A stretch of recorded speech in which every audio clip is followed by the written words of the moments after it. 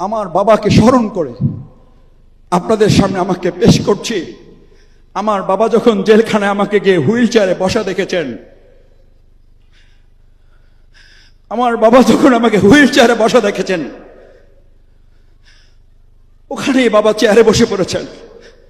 বলছে আমার 35 বছরের সন্তান, তাকে হুইল চেয়ারে বসে রাখা হয়েছে, আমি বৃদ্ধ বাবা দাঁড়িয়ে তাকে কি করে। এখানে বলে যখন চেয়ারে বসে গেছেন, আমি চেহারার দিকে তাকিয়ে দেখেছি আমার বাবা কতটা অসুস্থ হয়ে পড়েছেন। সেই অসুস্থতা থেকে বাবা মৃত্যুর কোলে ধাবিত হয়েছেন। আল্লাহ তাআলা তাকে নিয়ে গেছেন, আফসোস নেই।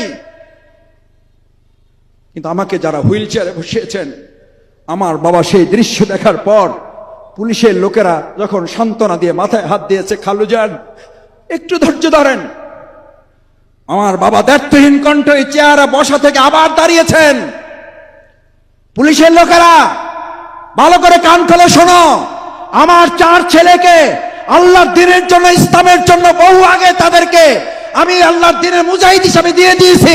আল্লাহর সম্পদ আল্লাহ যেভাবে তাদের কাজে লাগায়, আমি সিরাজউদ্দিন তাতে খুশি আছি। আমাদেরকে কোনোভাবে থামিয়ে দেওয়া যাবে না।